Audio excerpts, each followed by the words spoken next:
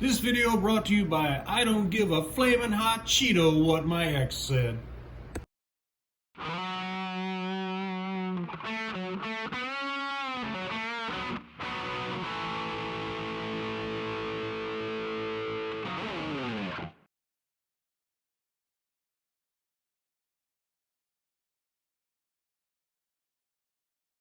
Alright, today we're going to be doing a little upgrade on the Dancing Rider.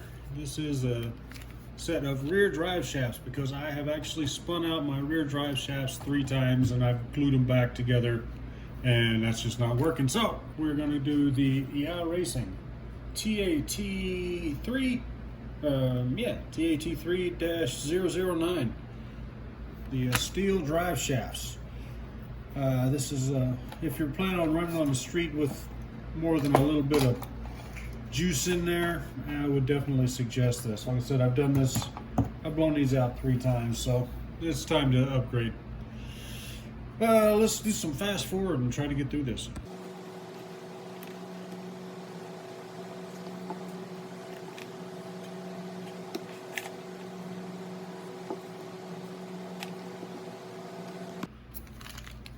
Alright, it's a fairly straightforward kind of a thing. You take the 2 screws out on the side, the whole thing comes out, you change the bearings.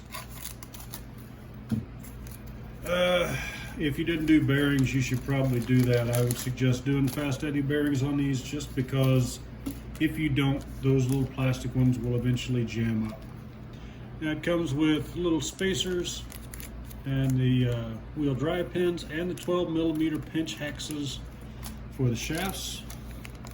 Comes with the shafts in the plastic. Let's get one of those out and have a look.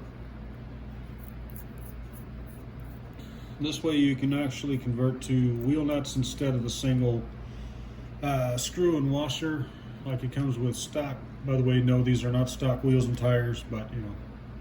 Anyway, now it says that you are to put a bearing on both sides of this. So you put one bearing on there, and I have the rest of my bearings. They're laying here.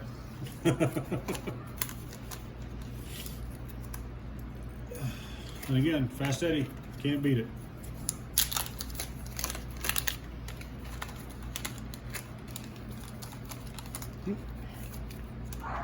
There we go.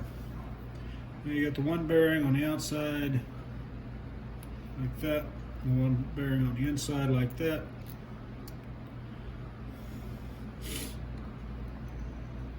Rotate it till it falls in place. The benefit of doing it this way is with the old shaft you had to use this 12mm here, and there wasn't really enough room to get another bearing on there, so you were kind of just stuck with a single bearing.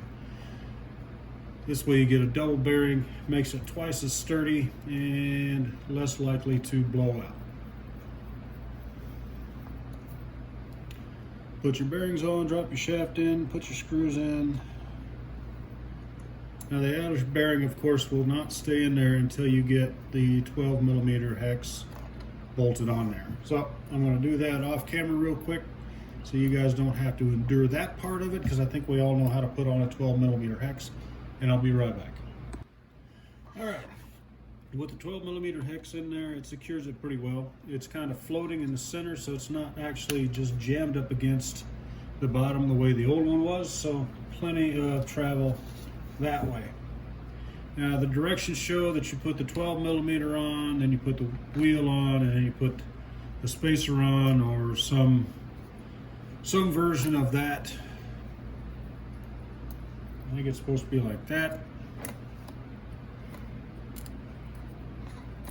That didn't make a lot of sense to me. Anyway, that's what they say it's supposed to do. I probably will not be running with the spacer unless I absolutely have to. So there you go. That's about the extent of it. Like I said, it gives you a clamp on with the bolt and the drive pin, everything to convert it to a standard 12mm hex instead of the funky plastic thing. I would definitely suggest this if you're going to build yourself a Dancing Rider. That's it for tonight. I should have some more interesting stuff coming up later in the month, but you know, I was down with the Wuhan virus for a while, so I'm just getting back into things. Thanks for watching, guys. I hope you have a good day.